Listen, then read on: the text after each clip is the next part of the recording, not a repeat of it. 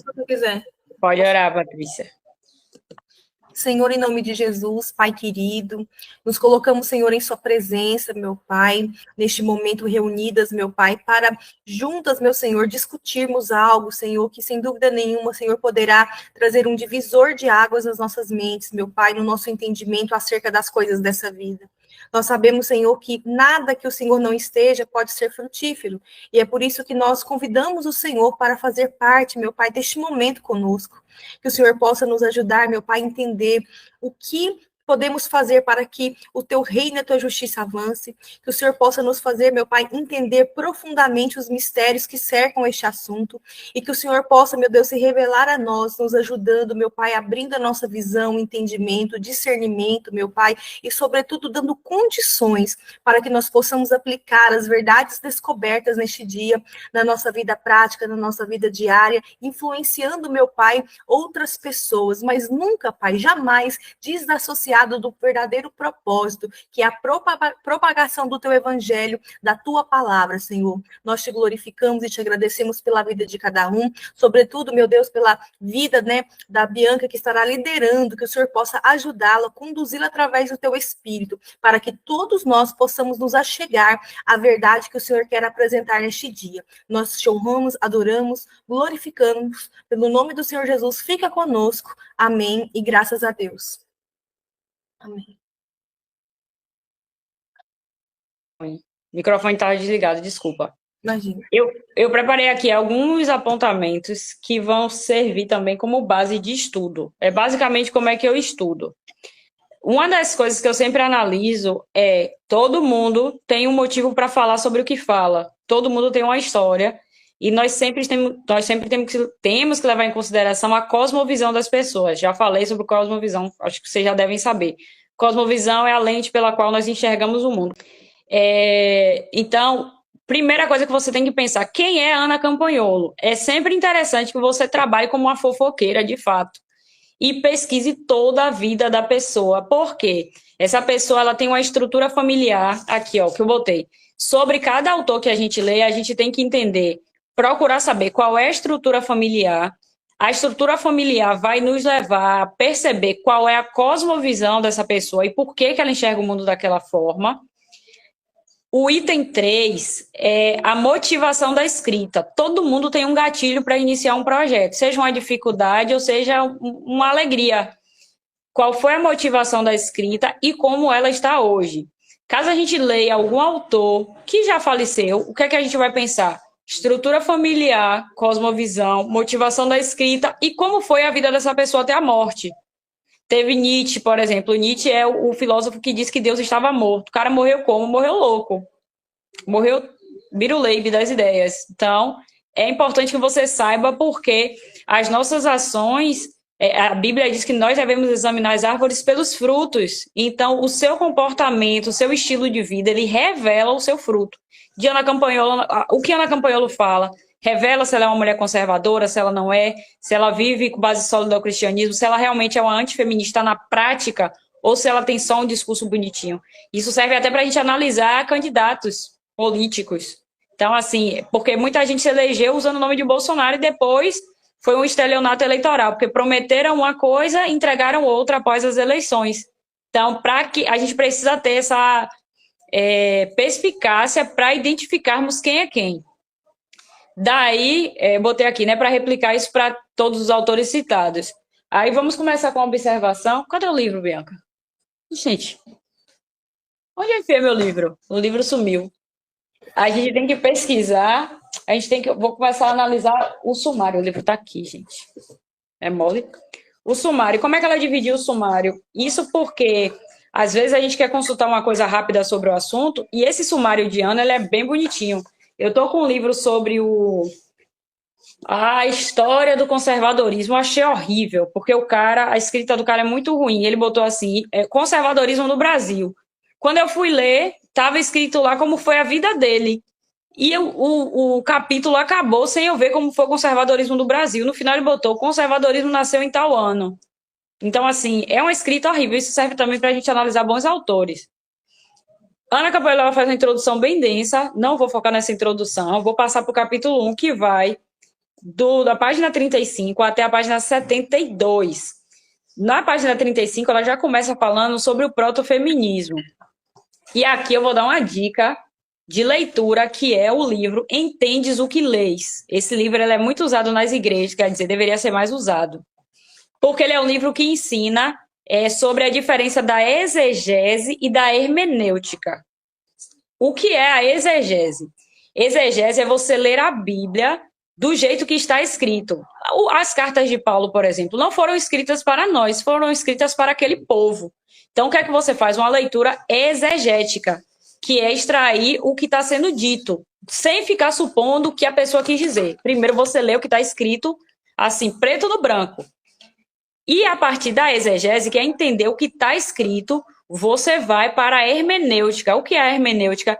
É a leitura como nós fazemos nos cultos, normalmente, que é você realizar uma leitura vendo como aquilo se aplica na sua vida. Então, quando nós formos ler sobre o protofeminismo, sobre qualquer outro livro que a gente for trabalhar, a gente vai fazer sempre esse exercício. Vamos ler o que está escrito e depois se perguntar para o texto como isso se encaixa na minha vida hoje. Será que eu sou problemática emocionalmente? Ou será que eu tenho uma mentalidade que eu não devo depender de homem de jeito nenhum, porque isso veio de mim? Ou eu estou me inspirando? Isso veio da Bíblia, no caso que nós somos cristãos, veio da Bíblia ou veio da cosmovisão de um autor progressista? Então, a hermenêutica e exegese são importantes para que a gente faça essa análise. Aí, lá na página 35, quando ela começa a falar sobre o protofeminismo, ela fala logo de cara: proponho e apresento uma revisão histórica e bibliográfica das obras e textos que construíram o movimento ao longo dos últimos séculos. E ela já começa. Como foi que começou o protofeminismo? Começou no século das luzes, que é a época do século do iluminismo. E aí ela fala qual era o cenário. Eu gosto muito da escrita de Ana Campanholo, porque ela... A gente pode falar mal das universidades federais como for, mas elas trabalham muito bem. Quando você se dedica, eles te ensinam a escrever muito bem. Porque ela trouxe qual foi o contexto histórico que o protofeminismo surgiu. Ela não fala de forma explícita, mas isso está implícito na leitura. Surgiu na época do iluminismo. Quem entende de história sabe que a época do iluminismo foi quando a razão foi valorizada e o cristianismo foi começando a ser deixado de lado. Então, isso foi escrito, o protofeminismo nasceu na época em que o cristianismo estava sendo deixado de lado e a razão é que estava começando a ser colocada no lugar de Deus. Nesse contexto, o que estava acontecendo? Tudo girava em torno da repartição da propriedade e as disparidades contratuais do casamento. E aí ela fala, ó, no cerne de todas essas pautas, tremulava a bandeira da educação igualitária. Hoje, quando nós ouvimos falar sobre educação igualitária, eu acredito que todo mundo vai concordar que é justo, é bonito, como diz o pessoal, né? Que gosta da monarquia, é belo e moral que você defenda a igualdade educacional para todos. Qual é o pecado nisso? Porque se você fala, não. E outra, muita gente ainda diz que o feminismo é isso. O feminismo é sobre direitos iguais. Ou você quer me dizer que a mulher não deve estudar junto com o homem? Só o homem que deve estudar. E se o homem deixar a mulher? Se o homem abandonar a mulher, ela vai ficar como? Sem ter como se sustentar? Ela não tem cérebro? Ela não vai usar o cérebro? Então, até então, feminismo... até aqui eu estou muito alinhada com o feminismo. Tá ok. Nós somos... Todo mundo aqui é acadêmico, todo mundo estuda. A Nicole, que é a mais nova, ainda não é acadêmica. Mas eu tenho certeza que ela vai ser um dia. Então, quando chega nessa parte superficial do feminismo, o protofeminismo, maravilha, a bênção de Deus. Só que o problema não era o desejo por uma educação para todos. É o objetivo dessa educação. Essa educação tinha o objetivo de orientar a mulher, supostamente sim, mas conduzir essa mulher após esse processo educacional para que lugar? Para um lugar que tem respaldo bíblico ou para um lugar que fere princípios bíblicos? Aí ela traz a história da primeira mulher que começou a viver da arte literária, está na página 36, que é a Christine Pizan. Essa Christine Pizan, qual foi a motivação? Lembra que eu coloquei aqui no item 3, de quando a gente for analisar, da gente se perguntar qual a motivação da escrita?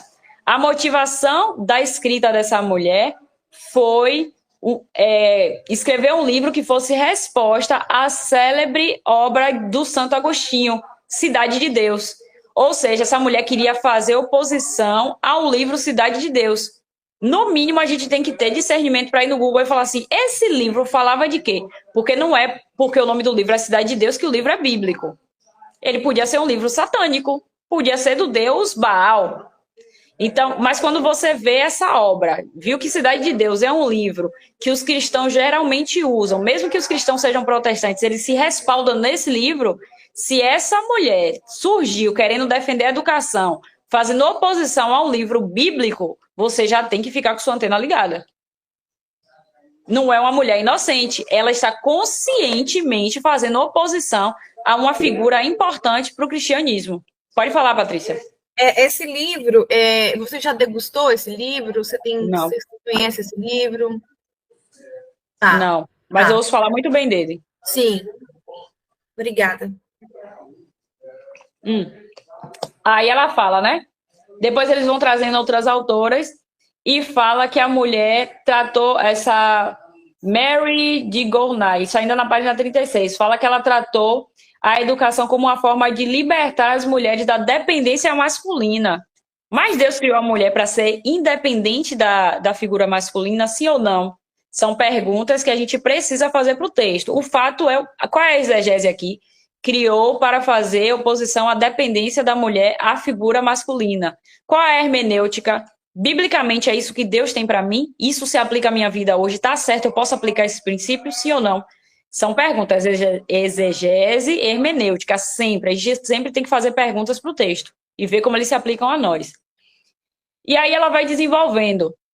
Ela fala até de uma mulher que lutou pela propriedade da herança, e dessa mulher aqui, que é a Landy Clifford, ela só conseguiu a herança dela, não sei como as feministas defendem isso, mas ela só conseguiu acesso à herança dela depois da morte do tio, porque o tio não deixou descendentes homens. Então, isso foi o que fez com que a justiça entregasse a ela, devolvesse a ela a propriedade. Porque o pai dela morreu, como o pai dela não deixou herdeiros, homens, as filhas não tinham acesso. Então, isso passou para quem? Para o parente homem vivo, que era esse irmão do pai dela. Por isso que teve essa disputa aí. Ela conseguiu acesso à herança em 1649. O tio morreu sem herdeiros, pronto. Depois ela começa a falar sobre... Ana Campanella começa a falar sobre o documento fundador do feminismo. E ela traz um pouco, de forma bem superficial, a Revolução Francesa, e mostra que naquele período a mulher havia conquistado algumas coisas, só que com a chegada de... Gente, como é? Napoleão Bonaparte, deu branco, o nome está aqui. Napoleão Bonaparte, esses direitos foram retirados. Aí vale pesquisar quem foi Napoleão, como foi a Revolução Francesa. E um detalhe importante de Mary, que é o que deve deixar qualquer conservadora atenta, é que ela surgiu porque ela decidiu, ela ficou insatisfeita com o livro que nós podemos considerar como o proto-conservadorismo, porque ela veio para fazer oposição a Edmund Burke, que é o cara do Reflexões... Cadê, meu Deus do céu? Reflexões sobre a Revolução da França. Ali ele já falava do perigo da agenda progressista na sua origem. Falava do perigo de se combater a monarquia.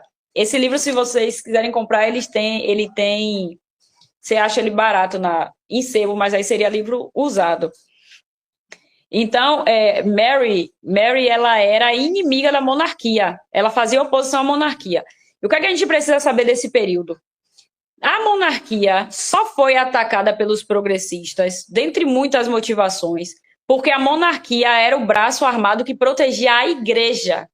Então, a monarquia foi atacada porque a guerra, primeiro, era ao altar. Como eles faziam uma guerra contra o altar, contra a igreja, e sabia que a igreja, apesar de não estar armada, tinha a monarquia com a segurança armada que a protegia, o que é que eles fizeram? Começaram a matar padres e reis, porque a guerra principal era contra o altar. O que é que fortalece o altar hoje? A monarquia. Então a gente derruba a monarquia. Por isso que a propriedade privada hoje é atacada, porque a propriedade privada é aquilo que fortalece as famílias. Como para o fundador do socialismo foi... Como é o nome do homem, Jesus? Jean-Jacques Rousseau.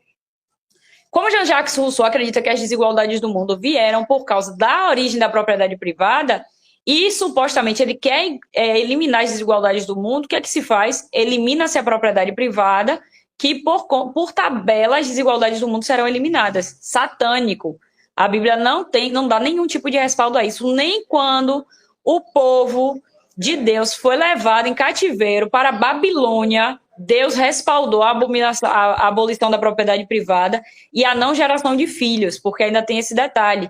Teve um período no livro, eu acredito que foi no livro de Jeremias, eu não lembro agora, mas que Deus falou: comprem terras, tenham filhos, casem-se, multipliquem, porque o cativeiro de vocês ainda vai durar por muito tempo. E a geração de filhos, a compra de propriedades, iria garantir a subsistência daquelas pessoas. Eles precisavam, o povo precisava permanecer vivo porque ele estava sendo castigado e não eliminado por Deus. Tanto que quando o cativeiro acabou, o povo todo foi embora da Babilônia. Cada um foi devolvido para as suas terras ou tomaram outros rumos, mas o povo continuou vivo. Então, isso de, porque o mundo está muito difícil, não vamos ter filhos, satânico. O mundo está muito difícil, vou tirar meu dinheiro todo do país, vou embora, não vou comprar terra, satânico. Eles querem nos enfraquecer porque eles sabem que se, por exemplo, a gente não tem casa, mas tem dinheiro no banco, ele congela nossas contas, mas as nossas casas eles não têm como congelar. Ele pode congelar seu dinheiro, mas se você tiver uma plantação, ele não tem como te impedir de colher na sua horta, porque a plantação é sua. Percebe? Se você vende tudo que você tem, bota tudo no banco, Xandão vem lá, bloqueia a sua conta, você vai viver de quê? Ele demite você, você vai viver de quê? Eles querem eliminar. Então, é uma estratégia satânica isso de reduzir investimentos, de não multiplicar enquanto povo, de não multiplicar propriedades. Coisa de Satanás. Voltando aqui para Mary, ela surgiu para fazer oposição ao pai do conservadorismo, e aí, ao desenvolver do capítulo, Ana Campanholo traz a contestação da moral religiosa e a educação pública, que é o que ela chama dos germes do feminismo. Quando Mary se apresentou para trazer o feminismo e para dar força ao feminismo, ela não procurou jacobinos. Os jacobinos são os patriarcas da esquerda. Quando teve lá divisão esquerda e direita, tinham os gerondinos, ficaram à direita, e os jacobinos ficaram à esquerda.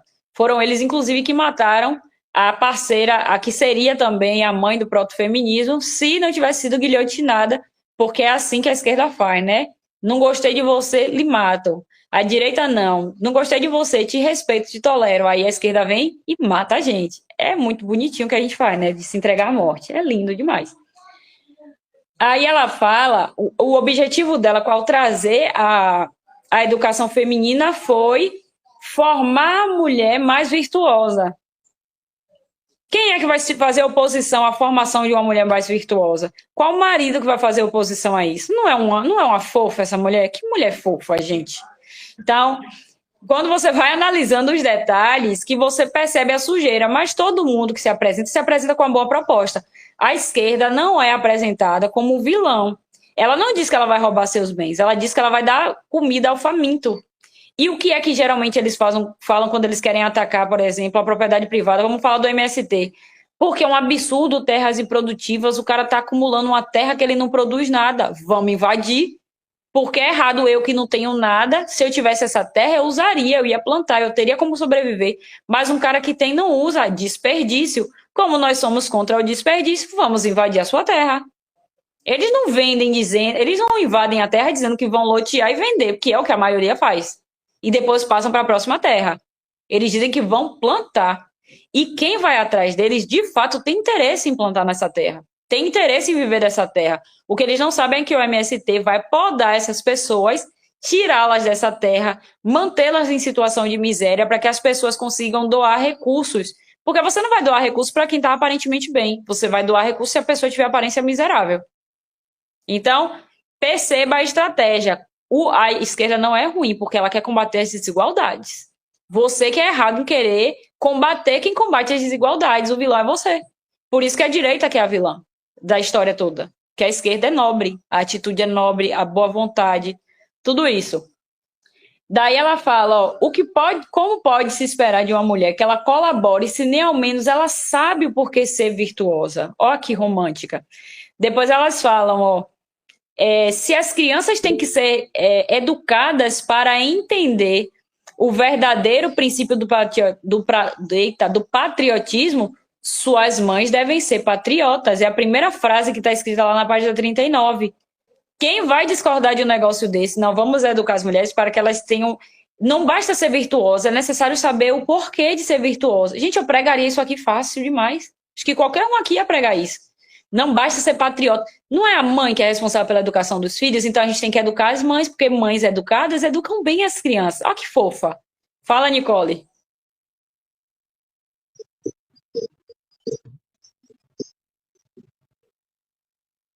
Tá, não pode ouvir, não.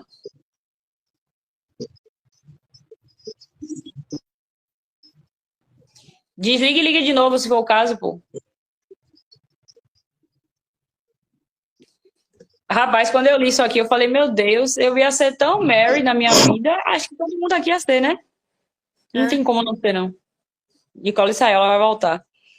Daí ela vai falando do Jacobino, ela fala sobre o fato de que a igreja que deu tutela para que essas pessoas agissem dessa forma. Inclusive, ela elogiava, ela não pediu um revolucionário para respaldar o que ela queria, ela pediu para a igreja. A igreja é uma maravilha, a igreja é muito boa. Deixa eu ver o que mais. Tutela e proteção. Ela criticava comportamentos masculinizados. A mulher era uma santa, minha gente. A mulher criticava até a promiscuidade sexual, apesar dela ser promíscua. Ó, que legal que ela era. Ó, que legal que ela era. Fala, Nicole. Dá para me ouvir agora? Pronto. Eu achei irônico ela trazer o primeiro livro dela a respeito de uma esposa mais virtuosa, né, patriota, porque é bem uma maquiagenzinha mesmo, porque se a gente for ver o passado dela, eu fiz algumas anotações ano passado, quando eu estudei mais sobre o feminismo, no documentário do Brasil Paralelo, e fala sobre o passado de Mary, né? E diz que a paternidade dela foi uma paternidade frágil, quer dizer, uma paternidade que não era constante na vida dela, então não teve um homem presente na casa dela. Teve um homem que era contra o casamento, ênfase no casamento, e abandonou ela. Então, assim, é bem irônico e contraditória a mensagem que ela vem a dizer, entendeu? Porque ela provavelmente aqui talvez não tenha acabado o casamento dela, provavelmente no futuro, mas o casamento dela já era um casamento frágil, principalmente por ser pro homem ser contra o casamento, né? Acho isso aqui bem irônico, eu queria dar ênfase no passado dela, porque realmente quando uma pessoa ela quer realmente trazer um projeto, ela não vai trazendo um projeto de forma direta, né? Ela primeiro precisa pincelar. Você percebe isso nas outras frases, nas outras parágrafos, que ela começa dizendo isso, até porque a própria igreja defende ela e protege ela. Então ela precisava de uma base sólida para que alguém protegesse ela, para que quando ela falasse e metesse a verdade, ela já estaria protegida pela igreja. É isso. E a igreja protegia ela porque ela sabia que a igreja via na mulher o vaso mais frágil, que o homem deveria morrer pela mulher. Ninguém é besta, gente. A galera fica lacrando, dizendo que a igreja tem que acabar, mas ninguém tem um sonho venezuelano. Todo mundo, quando vai embora para países que são liberais ou que tem sua base conservadora. De certa forma, eles vão para lá para falar contra, mas quando o regime que eles tanto clamam se estabelece, rapidinho eles mudam de ideia. Inclusive, você trouxe um pouco da vida de Mary. No livro dela, Reivindicação dos Direitos da Mulher, você acha na internet, na Boitempo, eu tenho ele aqui, PDF, depois eu posso até mandar, tá aqui. Ele traz um pouquinho dessa vida dela, ela fala assim, ó, a sua infância, ó, Mary enfrentou obstáculos de natureza variada no decorrer da sua vida. Sua infância foi prejudicada pela violência paterna. Ela foi autodidata. Eu me transformei em autodidata porque meu pai era um cavalo para ensinar. Pensa um velho grosso.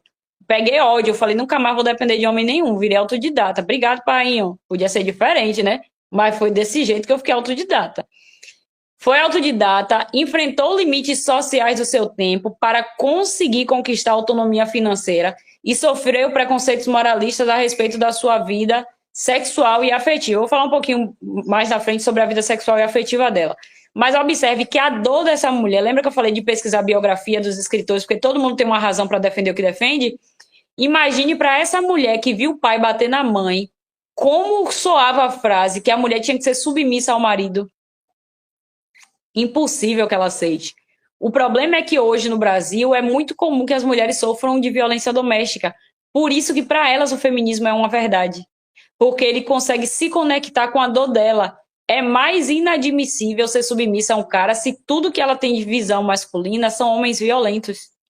É impossível que ela se submeta a isso. Para essas mulheres, a submissão não é uma proteção, é uma tortura. É pior que a guilhotina, porque na guilhotina a pessoa corta a sua cabeça, você já foi embora, acabou. Já foi ali para você. Mas você ficar preso em cárcere apanhando de um cara, inadmissível. Ela vai falando também, cadê meu Deus do céu? Mas ela tinha consciência da realidade. A motivação interna dela era uma, mas ela tinha consciência da realidade, porque é o que ela diz. Para Mary, os homens tratavam a mulher como se fossem uma criança incapaz de aspirar grandes virtudes, e por isso lhe faziam cobranças leves e pouco desafiadoras. Lembra que ela se tornou autodidata porque ela não teve com quem contar?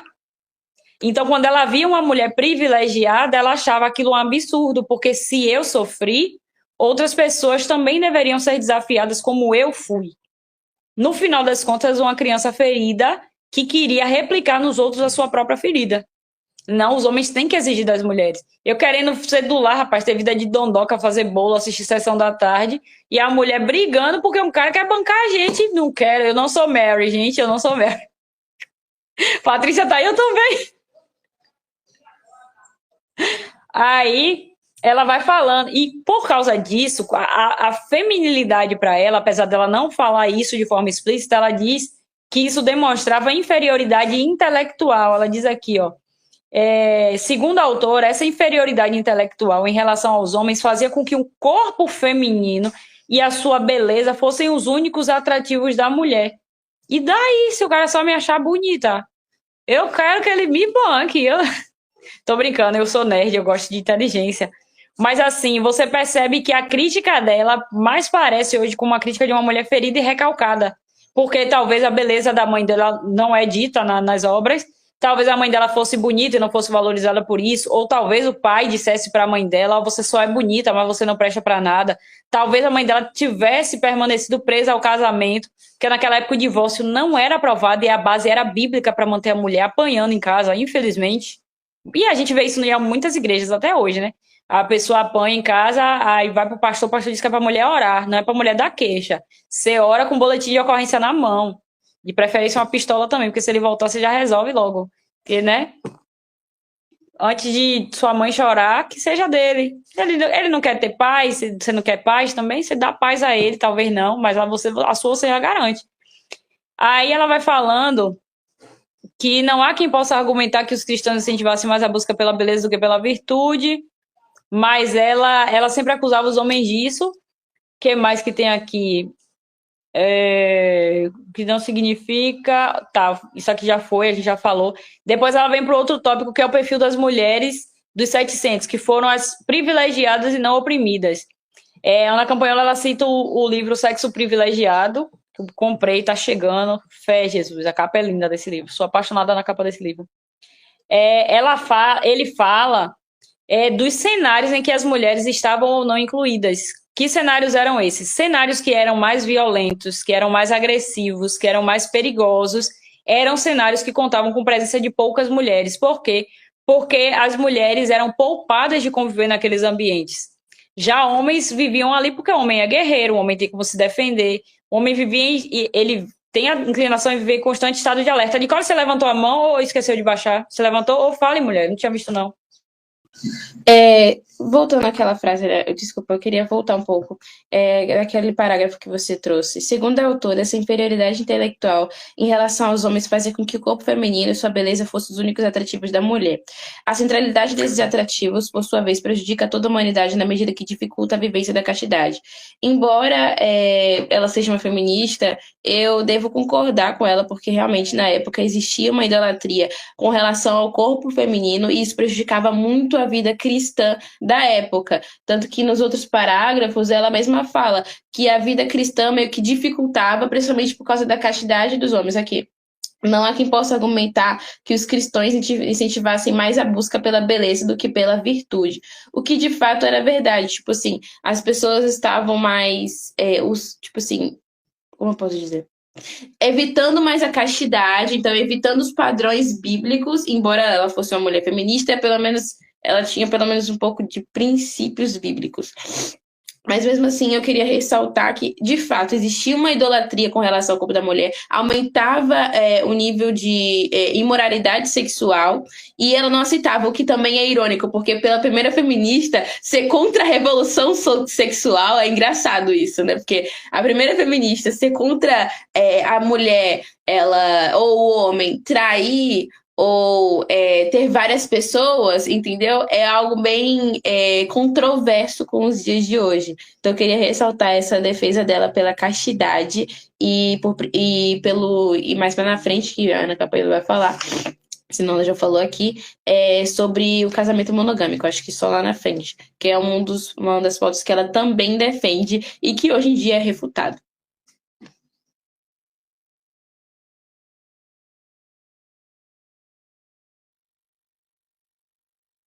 Desligado o microfone, Bianca. Ela traz essa defesa da castidade, essa defesa fake, e qualquer pessoa em sã consciência concordaria com o que ela está falando. Só que essa foi a máscara que ela usou para introduzir o conteúdo. Tanto que eu coloquei aqui do lado, eu risquei essa parte que você falou e botei do lado aqui, conveniência. Porque ela sabia o que falar, de posicionar as palavras certas no tempo certo, para que aquilo fosse aceito dentro do corpo de Cristo. Só que essa Mary era uma mulher que escreveu isso enquanto era virgem, tinha um imaginário sobre paixões, e esses detalhes estão aqui no Libido Dominante. E ela se casou com um homem que era moralmente deplorável. Se casou, não. Foi reconhecida como esposa, mas ele nunca casou com ela, que era Inlay, o nome desse cara. Esqueci o primeiro nome dele, mas o sobrenome dele era Inlay. Cadê? Essa Mary, ela se apaixonou por um cara que era casado, e ela ficou tão apaixonada por ele que ela chegou a propor um trisal. Ela queria morar com o cara e ela fez essa proposta para a esposa do cara, porque o cara era muito inteligente e ela falava que não queria vê-lo de vez em quando e se predispôs a viver um relacionamento a três. A mulher do cara prontamente colocou ela para fora da vida do casal e o cara em momento nenhum refutou isso aí. Depois disso, eu esqueci o nome do cara agora, mas depois disso, ela vai e conhece esse Inlay que ela dizia que era aparentemente desejável, mas que era moralmente detestável. Esse Inlay era um promíscuo sexual, conhecido no mundo acadêmico por escrever sobre promiscuidade sexual. Aqui, ó, eu botei aqui, cadê? Sobre ele. Ele fala sobre o que, meu Deus do céu? Deixa eu ver. Ele falava, tá na página 69. O livro dele, é na página 69 do Libido Dominante. Cadê? Os Imigrantes, o nome do livro dele. Que apesar de ter esse título, eram tratados sobre as vantagens do amor livre e do divórcio. Então, o cara era promíscuo ao ponto de abominar o casamento. Foi esse cara quem tirou a virgindade, até então, ao que tudo indica, de Mary, e foi ele o pai da primeira filha dela. Foi esse cara que fez com que ela ficasse depressiva. E, inclusive, com ele, ela defendia a ideia de que casamento deveria, sim, ser respeitado. Com ele, ela mudou de ideia, porque até então ela falava sobre paixões e promiscuidade sendo virgem. Mas quando ela teve o contato íntimo com esse cara, ela desejou ter a segurança matrimonial que esse cara, por ser promíscuo, já não quis lhe oferecer, porque ele nunca prometeu isso a ela, muito pelo contrário. Ele sempre mostrou para que ele veio. Então, Mary também vivia num ambiente, por isso que é importante a gente que os conservadores se manifestem na cultura, porque ela veio de uma cultura conservadora e ela não conseguiu. O poder da primeira menção seguiu atuando na vida dela até a morte, porque em todo o tempo ela evocava princípios conservadores. Não necessariamente porque ela estava sendo hipócrita, ela de fato acreditava em muitas das coisas que ela dizia. Por quê? Porque o ambiente que ela cresceu, mesmo que não tenha sido perfeito, era um ambiente conservador. Inclusive, ela vai falando sobre isso ao longo da obra. Eu li um pouco do livro dela, que é o livro que a Ana Campaniolo cita. Deixa eu ver o nome do livro de novo aqui, que eu citei, mas como não é um livro que eu leio sempre, Reivindicação do Direito das Mulheres. É um livro que volta e meia ela fala sobre isso. Ela fala sobre mulheres serem masculinas, ela critica isso. Mais lá na frente a gente vê que ela critica o fato de mães não cumprirem seu papel de mãe. Até isso ela critica. Então você percebe que nem tudo era uma capa. Ela estava mal direcionada. Talvez se ela passasse por um discipulado, ela tivesse uma base bíblica reforçada, ela mudasse de ideia, porque ela encerrou a sua vida como uma mulher conservadora, que inclusive o libido dominante cita, isso tudo que o libido dominante está citando, vem da biografia de Mary, que foi escrita por Godwin, seu último marido, na verdade, primeiro e único marido dela, porque com outro ela não casou, que foi o pai da última filha que ela teve, que lá na frente se casou com um homem que fez com que ela escrevesse Frankenstein. Godwin, lembra dessa história? Então, esse cara escreveu a biografia, e foi com base nisso que o autor do Libido Dominante escreveu, lendo a biografia dela escrita pelo marido, pelo viúvo, no caso. Inclusive, eles viveram pouco tempo juntos. O que é que esse marido diz na biografia de Mary? Que ela dizia que não havia prazer maior do que ser esposa dele e mãe das filhas dele. O prazer dela estava, no final das contas, em ser esposa. Então, o que é que a gente percebe, voltando lá? Que ela, quando recebeu uma oportunidade diferente da que a mãe tinha tido, porque enquanto a mãe viveu um lar violento, ela viveu um lar de paz quando ela casou. A mentalidade dela mudou, ou seja, era só uma mulher ferida. Ela só precisava conhecer Jesus. Infelizmente, eu acho que não deu tempo, né? Mas você vê que quando o casamento se apresentou de forma saudável para ela, mudou. Por isso que a gente tem que investir em família. Que às vezes a gente conhece uma pessoa que vem de um lar desestruturado, essa pessoa fica constrangida em ver a nossa família bem formada. O que é que essa pessoa faz? Converte. Fala, então não é todo mundo que não presta? Então tem gente que presta no mundo? Essa pessoa começa a rever os conceitos. Foi o que aconteceu com Mary, porque infelizmente a vida real não foi tão boazinha com ela. Ela tentou se matar por causa desse homem que não a quis assumir. O homem abandonou ela assim que descobriu que ela estava grávida, enquanto ela só o servia sexualmente, sem nenhuma responsabilidade, estava ótimo. Viveram como amantes. Engravidou, acabou a responsabilidade. O homem desapareceu. Daí, eu já falei, não foi das mulheres dos 70, que vem do livro O Sexo Privilegiado, de Martin Criveld. Ela fala... Aí, Ana Campanello vai desenvolvendo as queixas dela, né? Ele fala que esse ambiente era mais hostil e ambientes hostis não tinham a presença feminina. Quando o homem chegava numa terra, conquistava uma terra e a terra era bárbara, não havia muita presença feminina. Quando o homem conseguia pacificar a terra, as mulheres começavam a aparecer. E aí aquilo ali deixava de ser um ambiente a ser conquistado para se tornar um lar.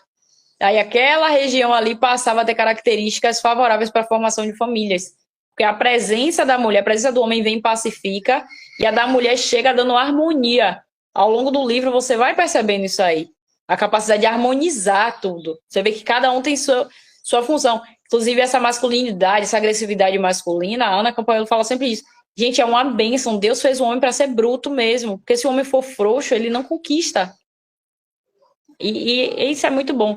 Aqui ela fala na página 43, a queixa de Mary, por incrível que pareça, era exatamente essa, de que as mulheres sempre tiveram uma vida muito fácil. Gente, Mary infeliz. Bichinha. E que delas nunca foram exigido mais do que a superficialidade e a aparência. Poxa, velho. Eu queria, sabia? E aí ela fala a crítica das madames. Tem um detalhe aqui também, ó. Ela faz um pequeno comparativo. Se por um lado ela critica as madames que passam tempo com futilidades da moda e bordados, por outro ela elogia a nobreza das mães que se sacrificavam na confecção de poucas peças que cobrem o corpo dos seus filhos. Esse elogio dela, para mim, remete ela querendo honrar a mãe que sofreu. Que ela elogia as mães que hoje nós consideramos pães, que são mães solos, as guerreiras, as Xenas. Agora pergunta se essa mulher queria ser Xena, se essa mulher queria viver no nível de dificuldade, de ter que se sacrificar. Você é uma guerreira. Quem disse que a mulher pediu para ser essa guerreira? Não pediu para ser assim. Pode falar, Patrícia.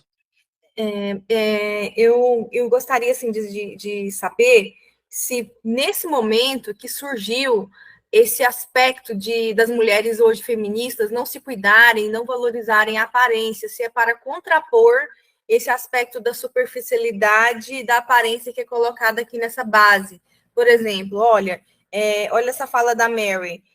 Nunca foi exigido da mulher nada além do que a superficialidade e a aparência. Se remonta a esse contexto aqui, esse papel da feminista hoje, não se cuidar. Porque se você for analisar, não são todas, é claro que existem níveis, né? Mas as que realmente são imersas no feminismo, elas mal se higienizam. Né? Aí, tipo, olha, se eu tenho essa aparência aqui, eu me oponho a ser essa fraca bonita, essa fraca arrumada, né? Se nasce aqui já, se já nasce aqui nesse momento, nas primeiras bases. Eu acredito que tem origem nisso aí, mesmo que isso não seja dito pelas feministas de forma explícita, o que você vê em muitos discursos delas é que elas são objetos do homem. Mas quem disse, o sistema patriarcal opressor nos enxerga como objetos para a satisfação sexual do homem? Então você vê uma luta contra a beleza e a luta contra o belo é uma luta contra Deus. Quando a gente voltou no programa Mulheres na Prado, Gabi pediu para assistir o filme A Escola do Bem e do Mal, que tem na Netflix. E aí lá é a Escola de Princesas e Vilões. Uma das falas que eu até citei na Brado, só que eu não vou achar ela aqui fácil, foi que o cara, enquanto na Escola das Princesas e dos Heróis, as meninas estavam aprendendo a ser bonitas. E, ao mesmo tempo, estava acontecendo a aula da feiura. E o cara falava assim, que quando você é feio, você é obrigado a ser inteligente. Que feiura é inteligência e inteligência é poder. Então você vai percebendo que a deteriorização do belo está ligada ao fato de que a mulher é bonita, então é fútil, é bonita, é burra. Não tem como ser inteligente, porque ela foca só na beleza. Sendo que quando você vê, tem um livro, que ele não está aqui perto agora, mas eu tenho um livro que ele fala sobre a educação clássica. Educação clássica. Eu esqueci o nome do livro, eu não vou conseguir pesquisar ele aqui rápido. E ele fala sobre o culto, não necessariamente o culto à beleza, mas ele fala sobre as 7 artes da educação clássica. E aí ele fala sobre a beleza, que a música era ensinada junto com a ginástica. Por quê? Porque o objetivo da música era gerar em nós o maravilhamento. Quando eu li aquilo, eu falei, meu Deus, que carniça, que nada maravilha a gente. Nem louvores. Tem muito louvor que é horrível, que diz que é louvor, mas quando você vê a letra, é uma letra vazia. Se o objetivo é te encantar, poucas músicas me oferecem sensação de encantamento. Pouquíssimas músicas.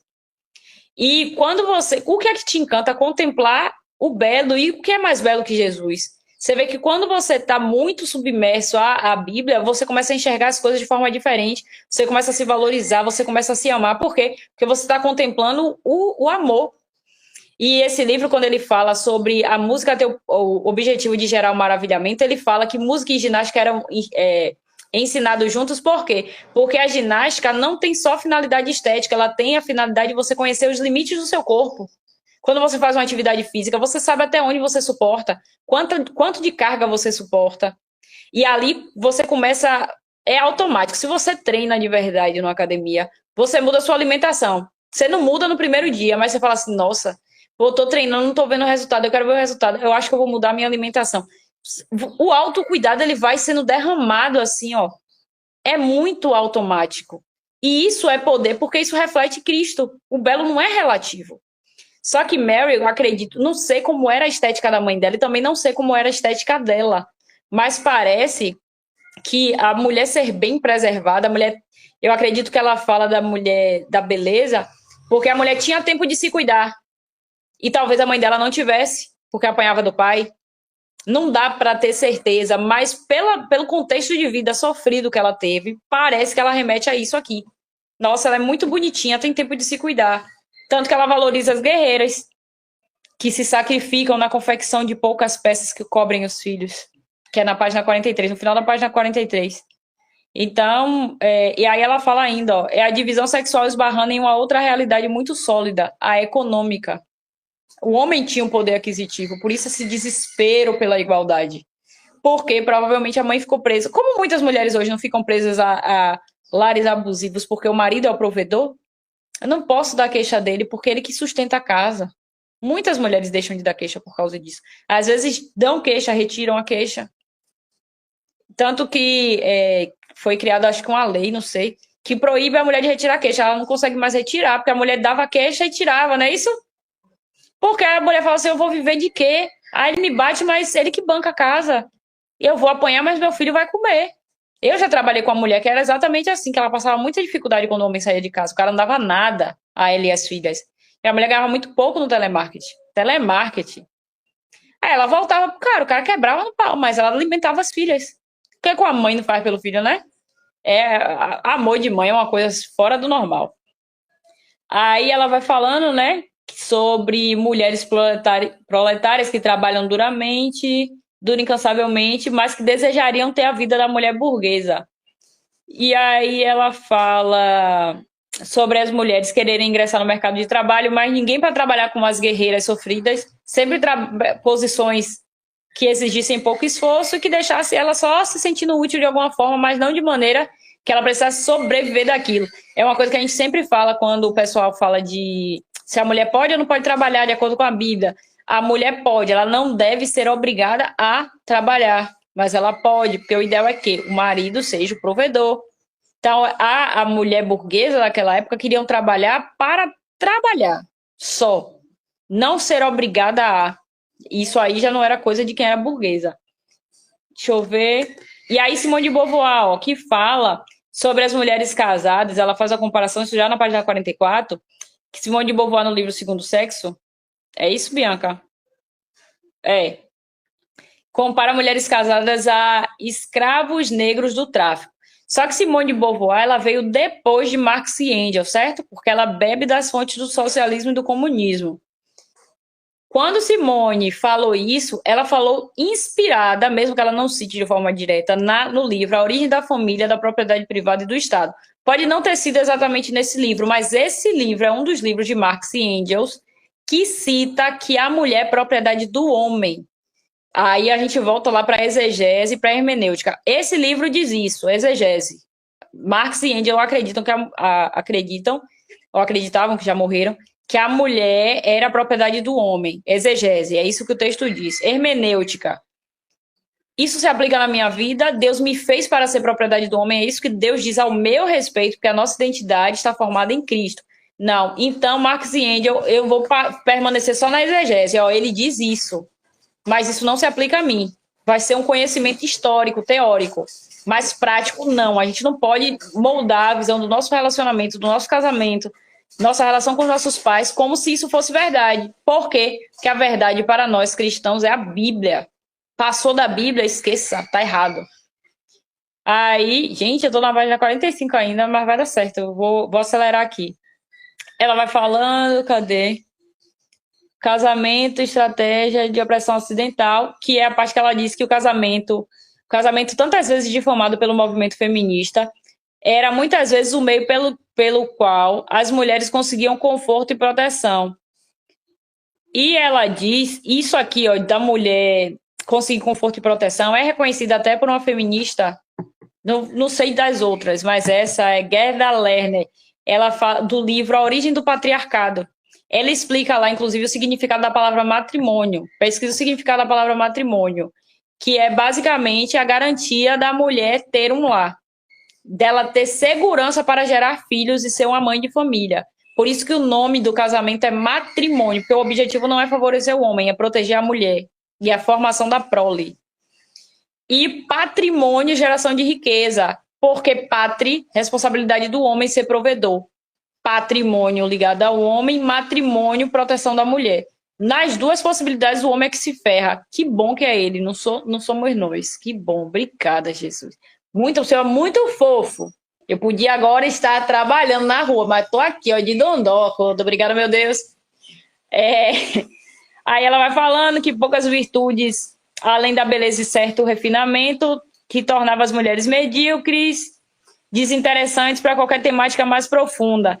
Eu acredito que ela se sentia sozinha porque ela era nerd e as outras mulheres não eram. Às vezes eu me sinto assim também, que eu falo assim, poxa, esse povo só fala de filho, de marido. Vamos falar de uma coisa aí que tá acontecendo, gente, uma notícia de jornal, os negócios de vocês é só casamento, que eu não sou casada ainda, então é normal para mim pensar dessa forma, né? mas não quero que isso vire moda.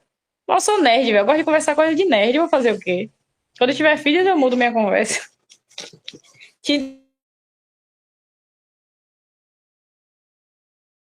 Mentira, viu, safada? Você destruiu o negócio.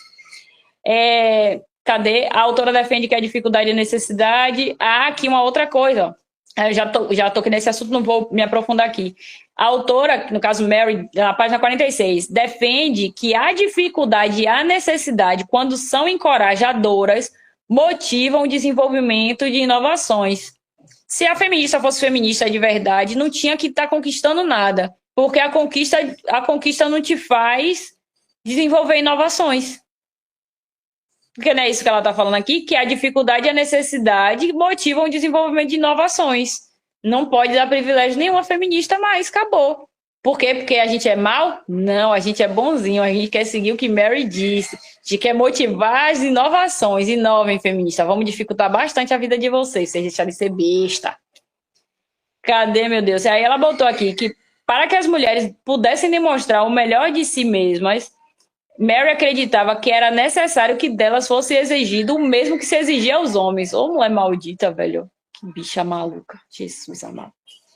Não queria, não, meu Deus. Disso aqui, eu vou parar por aqui, senão vou acabar lendo o livro todo. Os homens estão mimando...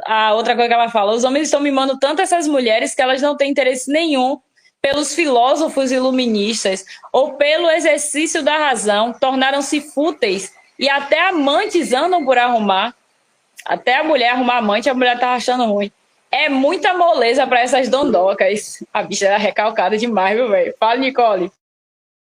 Eu acho engraçado, né, que hoje em dia utiliza esse argumento para trazer uma independência. Eu até escrevi aqui. Tento viver da liberdade, presos nos sistemas que elas mesmas falam mal, mas dizem que é através dela que vem sua independência. Enfim, elas buscam uma independência na dependência de homens também, porque... Como aquela disse, ela trabalha com essas coisas de empresas, essas coisas assim. Ela disse que a maioria das pessoas que ela liga, que são empresários, são tudo homens, entendeu? A maioria são homens. Então, tipo assim, você tá saindo de um local que é protetor, que é o homem que você conhece, para ser submisso, de forma agora literal, né? Já que é submisso, já que, tipo assim, a submissão opressora que elas tanto dizem, agora dentro de uma empresa, no escritório, com um homem branco, que elas tanto criticam, barbudo, né? Que agora elas são dependentes, né? Buscam salário e ainda tentam conseguir a mesma proteção. Então, tipo assim, a independência que elas tanto buscam de ser independente financeiramente, de ter uma aposentadoria, de ter uma casa, elas buscam isso nos homens. Então, de qualquer forma, elas sempre vão estar dependentes dos homens, embora elas não queiram admitir. Eu acho isso engraçado. E é um fetiche, pô, porque parece que elas falam assim, não, vocês querem me escravizar, né? Não vão conseguir, não. Eu escolho quem vai me escravizar. Aí vai se vendo para outro. E essa mentalidade ainda, de Mary, ainda não é marxista, porque Mary, lembrando que Mary veio no contexto da Revolução Francesa. Marx e Engels ainda não existiam nessa época. Agora, baseado nessa mentalidade dela, somada à mentalidade de Marx e Engels, é que hoje nós temos o cenário que nós temos. Mas aqui ainda a Mary não se inspirou neles. Estou falando isso aqui para que não haja essa confusão. A obra de Marx e Engels foi escrita bem depois desse rolê todo aqui. Aqui o conservadorismo ainda estava no seu brotinho lá, né? Eu levantei para beber água, por isso que eu desliguei a câmera. Uma outra coisa que ela falou aqui, aí ela vai falando sobre o combate à libertinagem sexual e o elogio à modéstia. Você vê que é uma coisa que não tinha nada a ver com revolução sexual. Por isso que é importante você fazer essas divisões, porque no proto-feminismo ela ainda não elogiava, ela até vivia essa vida de promiscuidade, mas ela não elogiava a promiscuidade, muito pelo contrário. E ela defendia isso de forma teórica, lembrando, porque ela era virgem. Uma vez que ela se rendeu às paixões carnais, que ela gerou seu primeiro bebê, ela viu a vida real chegando, ela percebeu a importância do matrimônio. Não só ela, Godwin, que foi o pai da segunda filha dela, que foi com quem de fato ela se casou, ele foi um cara que escreveu um livro que muitos jovens usaram por muitos anos para poder combater o casamento, para viver uma vida de promiscuidade. E a conta sempre chega, né? As sementes que a gente lança, a gente não sabe como vão dar os frutos no futuro. Foi um jovem entusiasmado com as mensagens desse marido de Mary, desse único marido dela, que foi o pai da segunda filha dela. Um cara inspirado na escrita dele, chegou na casa dele e, como bom discípulo do que o pai tinha sido e não do que o pai era quando ele conheceu o pai dela, esse cara levou a filha dele embora para viver uma vida de promiscuidade na qual o pai já não acreditava mais. E ele ficou arrasado. Ele ficou arrasado, que foi essa menina que escreveu o livro do Frankenstein. Ele levou a filha do cara embora para viver essa vida de promiscuidade, sendo que o cara já estava com um comportamento muito mais conservador. E ele não autorizou. Ele não autorizou o relacionamento da filha com um cara que pensava como ele pensava quando tinha escrito as obras. E aí, por isso, a filha fugiu com o cara. Saiu em total desobediência ao pai. Ou seja, ele lançou uma semente quando ele era solteiro, gerou filhos e muitos anos depois a conta chegou para ele. Bizarro, né? Fala, Nicole, você tá com a mão levantada porque você esqueceu de baixar ou o que você quer falar? Não? Tá, e ela fala, né, que elogiou a modéstia e falou que do caráter protetor do matrimônio. Ainda fala uma coisa que eu... Gente, dá super pra concordar com o Mary em várias coisas. Não tinha como, velho.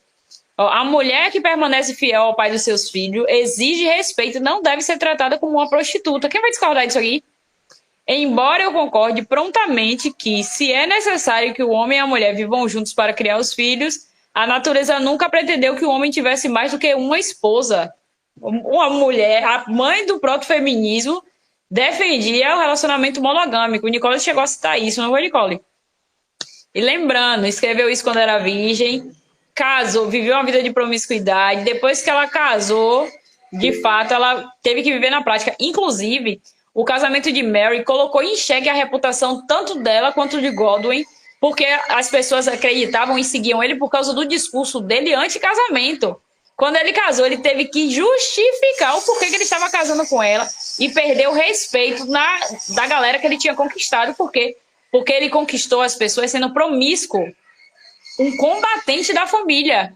E o combatente da família formou família, ou seja, eu deixando de seguir em 3, 2, 1. Fazer igual o povo de hoje. Fala, Nicole. Rapaz, por mais que essa feminista, ela tem essa capa superficial, dá muito pra aproveitar ela, sabe? Porque, tipo, as pessoas não têm conhecimento, elas não vão buscar como era realmente o passado dela. Então, elas simplesmente... Então elas simplesmente podem... A gente pode, tipo, utilizar isso só pra mostrar, ó, queridas, tá vendo? Essa aqui, essa feminista apoiava o conservadorismo, entendeu? Então eu acho assim, ela simplesmente, sem querer, acabou dando um combustível pra gente, sabe? Uma prova de que, ó... Então, né, meus amores? Olha aqui, ó, o que ela disse, entendeu? Então, por mais que ela seja uma pessoa horrenda, eu diria assim, mas ela até que nos ajuda bastante. Muito, ela fala aqui, ó, o casamento valorizado e defendido pela cristandade, recomendado para a proteção econômica da mulher e da prole, cumpre seu papel legal, assegurando à esposa a mesma condição financeira do marido. Deixa eu ver o que mais que ela falou aqui.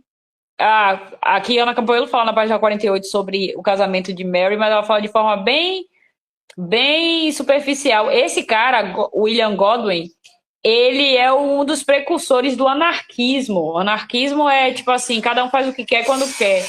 E uma base bíblica, um modelo bíblico de anarquia, que é um mundo sem governo, é o livro de Juízes. Porque logo no capítulo 2 do livro de Juízes, o que é que a Bíblia diz? Cada um fazia aquilo que parecia bom aos seus olhos. Vamos voltar, exegese e hermenêutica. Exegese. O anarquista defende isso, hermenêutica. Eu, enquanto cristã, posso viver isso? Um cristão pode defender a anarquia? Não. Com base em que, no livro de Juízes, Deus disse, Josué, antes de morrer, inclusive, disse, não façam cada um de acordo com o que vocês pensam. O que é que o livro de Juízes fala logo? Cada um vivia de acordo com o que pensava. Porque e isso leva para a base da verdade relativa. Patrícia tem a verdade dela, Áquila dela e eu a minha. Quem for mais forte vai fazer a verdade que quer prevalecer. Porque é só matar todo mundo, e aí pronto, com a verdade certa a minha, porque eu sou a única que está viva para falar sobre isso. Matei o resto. fica tudo relativo. Pode falar, Patrícia. Eu queria contribuir dizendo que o livro de Ruth, ele foi, as circunstâncias que ele foi escrito, o cenário terrível, né, que ele estava instalado ali em Belém de Judá, de fome e de uma situação assim crítica, vem do final do período de Juízes, exatamente por conta desse padrão comportamental das pessoas da época.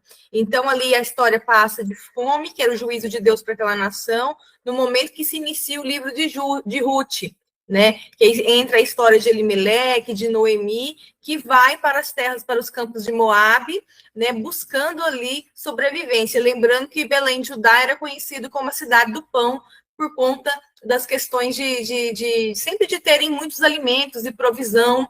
E Deus realmente mostrou que a desordem, né, de uma nação provoca exatamente esse estado de estado crítico, né? É por isso que eu falo com as pessoas, o povo, Lula tá aí governando a nação, não é possível que é a vontade de Deus. Eu falo, vontade não é, mas permissão sim, porque a nossa nação é perversa. Deus, ele estabelece, ele permite que um mau governo esteja sobre o seu povo, quando o seu povo está em desobediência. A Bíblia toda fala disso, a Bíblia toda, de capa a capa. Onde você olhar na Bíblia, você vai achar base para o que eu estou falando. Muita gente morre inocente. Porém, o governo, de modo geral, é perverso porque o povo está em idolatria. Então quer dizer que se o crente achar um cenário 100% favorável, tá tudo bem? Talvez não. Porque se a religião foi uma imposição, se todo mundo se diz cristão para não morrer, isso aí não é evangelismo, isso não é obra do Espírito Santo. É uma coisa tirânica. E eu vou abrir um parêntese aqui agora sobre isso, porque a gente precisa conversar sobre.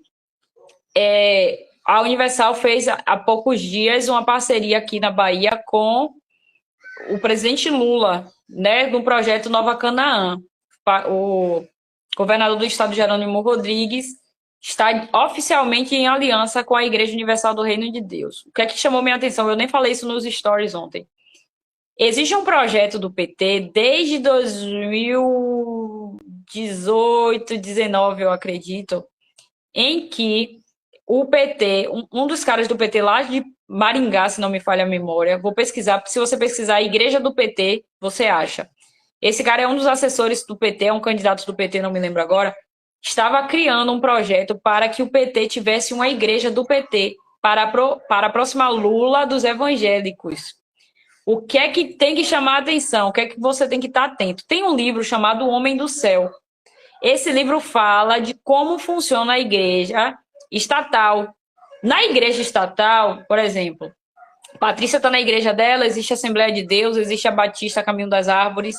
Essas igrejas, elas serão eliminadas ou elas terão que se adaptar aos discursos e sermões anunciados na igreja estatal, que é o controle da narrativa. O seu sermão, ele passa por um revisor, e se tiver algo no seu sermão, por exemplo, você falar que a homoafetividade é pecado, que existe um padrão bíblico sexual que não é aprovado, que essas práticas não são aprovadas pela Bíblia. Se ele considerar que aquilo ali é ofensivo, você nunca mais poderá pregar sobre aquilo ali. Você até pode pregar sobre arrependimento, porém você será preso ou morto. Então, quando eu vejo a Universal é a igreja que está no mundo inteiro. Quando eu vejo a Universal permitindo que Lula entre, eu vejo que ela quer se oferecer para ser, no futuro, essa igreja estatal.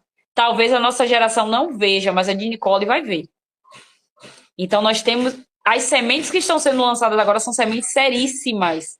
A Universal não brinca. Edir Macedo não dá ponto sem nó. E eu não ficarei surpresa se ainda na nossa geração uma igreja estatal for estabelecida e a Universal, até pelo poder midiático que tem, a Universal tem muito poder, muito mais até do que demonstra. A gente foca muito em Globo, mas a gente esquece que a Record é da Universal. Eu nem lembrava disso, na verdade. Então, assim, ela pode estar se oferecendo já, sinalizando para que ela seja essa igreja estatal. Igreja Pentecostal Maricá é a igreja desse cara. Pronto. Ele quer criar uma igreja do partido do PT. Ai, Bianca, mas então eles vão invadir as igrejas? Lembre-se, já existe um braço invisível do comunismo das igrejas. que é na Igreja Católica, Teologia da Libertação, na Igreja Evangélica, Teologia da Missão Integral. O que é que consiste basicamente essas duas teologias? Em focar muito mais no assistencialismo do que na pregação do Evangelho. Temos que ter cuidado com isso. Se tem um núcleo de assistência social na sua igreja e esse núcleo foca mais em dar comida do que anunciar a palavra, tá errado. É o núcleo da igreja. De alguma maneira, Jesus tem que ser levado para essas pessoas. Dá para ver, não? Tem que ser levado para essas pessoas. Então, que ridículo é a foto de Jesus. Eles pegaram a imagem de Jesus com a cara parecendo de Lula. Meu Deus, movimento Jesus libertador. Se vocês pesquisarem no Google, tem. E só é velho. Ele parece com Lula e parece com o Che Guevara um pouquinho também, viu? Isso. Tem o que a coroa de Jesus de espinhos é Che Guevara. Jesus, não dá assim. Pra mandar aqui no chat pra gente Vou colocar aqui e já mando para vocês. Tá. Então, ou então você manda no WhatsApp do Reforma. Então, gente, temos que ter atenção a isso aí. Pronto, joga aí. Então, abri esse parêntese aqui porque isso é seríssimo. Isso, assim, a gente precisa ficar atento. Tem muita gente falando assim, você está atacando a Universal. Eu não estou atacando a Universal, eu estou atacando a ideia. Eu já estou vendo os sinais. Quando eu falava sobre algumas coisas, quando eu falei da espiral do silêncio, por exemplo, eu já tinha citado a Choquei, ó, bem antes desse escândalo aparecer, eu já estava batendo nessa tecla. Então não fiquem surpresas se surgir esse negócio dessa igreja estatal, viu? Principalmente porque o nosso discurso está sendo censurado e a Universal estava se recusando a votar contra a PL da censura. Se eles não estão vendo perigo na PL da censura, é porque eles vão ser favorecidos de alguma forma. Cuidado. A PL da censura é aquela que fica cerceando os discursos, né? Temos que ter cuidado com isso aqui. Fechando esse parênteses gigante que eu abri. O que eu estava falando aqui? Da condição financeira do marido, feminista, ela falava sobre o homem sexual ser mais perigoso que tiranos. Mary foi falando sobre isso ao longo das coisas. Pode falar, Patrícia. Desculpe, eu sei que a gente está entrando num novo tópico, mas eu queria comentar que o meu esposo esteve na China recentemente e a gente não tinha uma noção exata de como as coisas funcionavam por lá. E ele voltou da China e ele contou que tudo lá é monitorado. Inclusive, não existe WhatsApp lá. Você tem um aplicativo que parece o WhatsApp, que todos os discursos, todas as falas são monitoradas em tempo real pelo governo. Não se utiliza cartão de crédito para pagamento de uma forma como nós utilizamos aqui. Tudo é extremamente controlado. E eu acredito que a gente já está se aproximando disso, principalmente agora com o Dino no Supremo Tribunal Federal, e que provavelmente logo, logo nós teremos aí interferências também nas nossas comunicações aqui de maneira interna, e também, além das regulações das redes, também na maneira que nós nos comunicamos em aplicativos como WhatsApp, enfim, Telegram, como a gente está fazendo agora.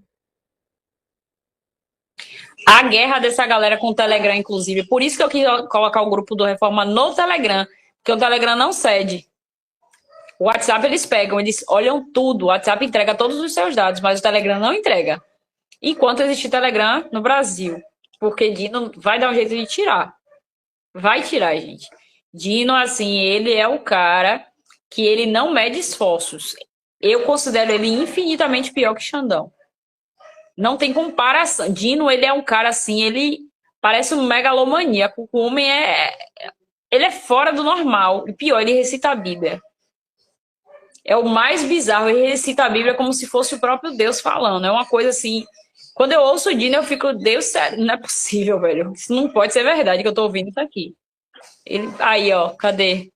Vice-presidente do PD que abriu a igreja ligada ao partido de Maricá. Desce a tela um pouco, Áquila. Consegue? Desce aí pra gente ver.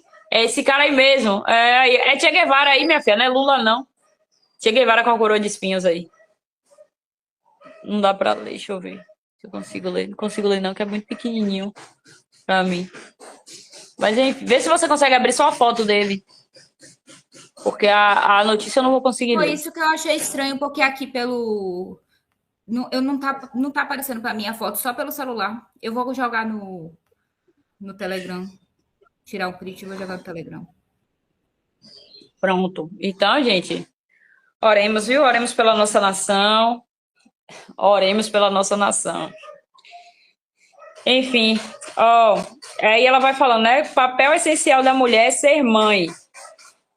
Aí ela falou que Mary jamais negou o dever feminino para com a prole, diferente de Simone de Beauvoir. Então, assim, o discurso de Mary não era um discurso tão agressivo, era um discurso sutil de uma mulher que ainda estava vindo de um contexto onde o conservadorismo era muito forte, apesar de que o termo conservadorismo não existia ainda. A gente tem que lembrar que Mary, ela surgiu porque ela escreveu uma carta, um tratado que fazia oposição ao livro que hoje nós chamamos de livro de origem do conservadorismo. Ela estava vivendo aquilo ali. O feminismo também não existia, então era proto-feminismo. Vamos dizer que o que ela vivia era o proto-conservadorismo. Mas o ambiente era conservador. Cadê o que mais? E Simone de Beauvoir já vem quebrando tudo, já vem com uma outra pegada. Ela fala da importância sobre a importância de manter o sexo na esfera procriativa e não libertina. Cadê? Aí aqui ela fala, na página 51, Ana Campanholo fala que... Cadê, meu Deus do céu? O que quase na totalidade dos casos conduziu as feministas mais afamadas a perder todas as esperanças acerca da família foi a experiência pontual de suas casas esvaziadas de amor e entupidas de violência. E ela cita alguns casos, que eu não conheço o caso dessas mulheres aqui, confesso. Como é o caso bem conhecido de Virginia Woolf, Beth Friedan e Gloria Steinem, parece. Acho que é assim que fala o nome dela. Que ela bota aqui que isso foi a questão do matrimônio. Parece que isso aqui é uma citação do livro A Mística Feminina de Beth Friedan, que ela bota o númerozinho ali 46, no rodapé você vê essa referência. Daí ela passa para a educação pública como instrumento de transformação social. Falei sobre isso ontem nos stories. Qual é o objetivo da educação? Eu falei também no começo aqui. Qual é o objetivo da educação? Porque educar não é ruim. Inclusive, a igreja foi responsável pela origem de diversas faculdades, centros acadêmicos famosíssimos. Se não me falha a memória, até Harvard foi a origem da igreja. Temos Mackenzie no Brasil. Qual era o objetivo? As pessoas precisavam discipular. E para isso era necessário que as pessoas soubessem ler. Então, a educação tinha como objetivo principal facilitar o acesso ao evangelho e, após o acesso ao evangelho, facilitar melhorias na saúde, na educação, na segurança, infraestrutura, de modo geral. Então, as universidades foram criadas com o objetivo de glorificar a Deus. Como os cristãos foram deixando os espaços vazios, os progressistas entraram e hoje nós temos esse desastre que nós temos vivido aí. E Mary usava, cadê? A escolarização universal e a escola como meio de reengenharia social, porque ela dizia que a predisposição sexual estava ligada à educação. Com base nisso, lá na frente, Simone de Beauvoir diz que o sexo é uma construção social. Então, qual é o objetivo? Observe que nas escolas, geralmente, temos... para ir para a escola, você usa o quê? Um uniforme. O que é o uniforme? Tudo igual. Geralmente a menina não pode ir de saia, ela tem que ir com a calça de modelo específico. Dá uma diferença porque como você vai com a calça, o critério geralmente é calça e eles só indicam o tipo da calça, se é jeans ou social e a cor ou o tom. A cor escura. Mas o uniforme tem o objetivo de deixar todo mundo idêntico. Aquilo ali já vai abrindo brecha para que as roupas unissexes, por exemplo, surjam. Porque a camisa, não tem muita diferença em alguns colégios de camisa feminina e masculina. O que vai diferenciar mais é o tamanho, mas não tem baby look para menina e camisa, sei lá, machão para menino. Isso não existe. Geralmente o uniforme tem esse padrão aí que você consegue trocar a camisa, pelo menos, meninas e meninos. Pode falar, Nicole. Na minha escola, isso é muito real. E na minha escola, a maioria das aulas, principalmente que envolve humanas, a gente não senta enfileirado. Porque, como disse meu professor lindo de história, é como se a cadeira enfileirada fosse uma construção social para dizer que quem está na frente é inteligente, quem está atrás são pessoas boas. Então, são uma construção social. Eu esqueci o nome, porque é tanto nome para esse povo esquerdista que eu acabo esquecendo se é elitizada, se é alguma coisa assim. Que, enfim, acaba desvalorizando e não tornando as pessoas iguais. Umas são melhores que as outras. Então, a gente senta, tipo, todo mundo num semicírculo para que todo mundo seja igual. Então, eu achei importante ressaltar isso, que já está sendo fundamentado essa coisa de igualdade, de comunismo também, nas pequenas coisas. Não é só na fala ou nas aulas, mas é até mesmo a maneira como se comporta. sabe? O que eu acho bem irônico, porque, na verdade, quem... como eu posso dizer? Ai, meu Deus, me perdi. Tipo assim, o que eu acho bem irônico, porque quem tá ali no comunismo não existe meio que um poder central, não existe uma opressão. Mas todas as vezes que os professores eles vão falar a respeito do ensino misturado com a opinião deles, eles, tipo assim, quem discorda tem que se calar. Entendeu? Então ele sempre vai estar ali bem posicionado para bater de frente com você, independentemente se você é aluno ou não, se você paga as contas dele ou não, porque quem paga o colégio são meus pais. Então, assim, independente disso, independente de você ser um aluno ou não, dane-se você, eles te calam, entendeu? Eu já sofri isso por muitas vezes na minha escola, de discordar de algo, quem apoia eles, eles ficam calados. Quem discorda, eles vão lá, até a pessoa se calar e ser humilhada na frente de todo mundo. Então, eu acho bem irônico essas atitudes que eles dizem ser comunistas, mas na real estão sendo bem capitalistas, tá ligado? Nas salas de aulas. E o professor também é ensinado a dar aula sentado, para que não haja esse ar de superioridade de professor e aluno. Todos são iguais, todos estão no mesmo nível. A vida acadêmica de uma licenciatura é maravilhosa, ô, negócio bom demais. É lindo, bebê. Aí, como ela disse que a predisposição é a construção social, qual é o objetivo? Fazer com que... Meu vizinho está trabalhando na oficina aqui do lado. Fazer com que isso seja nivelado por baixo. Aí Mary vai falando, né? Qual foi a estratégia de tirar a criança do seio familiar? As mães, ela dizia, as mães eram incapazes de dar boa educação aos filhos por causa da limitação intelectual das mulheres da época. Inclusive, a gente usa esses argumentos hoje. Pô, meu pai só estudou até a 6ª série, ele não vai saber me dar aula, então nada mais justo que o professor me dê essa aula. Por quê? Só que a gente confunde, isso tinha que ficar uma divisão bem clara, educação moral de educação de conteúdo. Os professores estão dando educação moral aos filhos dos outros. Aí um cara decidiu ser pai de pet, pai de planta, quer ensinar meu filho, só que nossos filhos são a continuação do nosso legado, não do legado do professor. Só que os filhos têm sido ensinados a serem a continuação do legado da agenda progressista. Porque o professor ele não está ensinando o seu filho a ser como ele está ensinando o seu filho a beijar os pés da agenda. Porque se fosse para ensinar seu filho a ser como ele ia falar assim, ó, eu gosto de café sem açúcar, vou te ensinar a beber café sem açúcar. Não é isso que acontece. Ele fala, eu sou anticapitalista, você será anticapitalista. Por quê, professor? Porque a agenda diz que é assim. Só que o professor não fala isso de forma explícita. Ele vai minando, ele vai falando mal do capitalismo. Logo, se você odeia o capitalismo, você precisa de uma outra coisa para viver.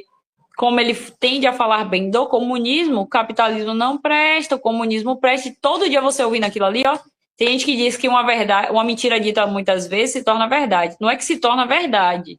Continua sendo mentira, mas ela se torna aceitável, porque você ouviu tanto que seu cérebro já não tem mais força para resistir àquilo.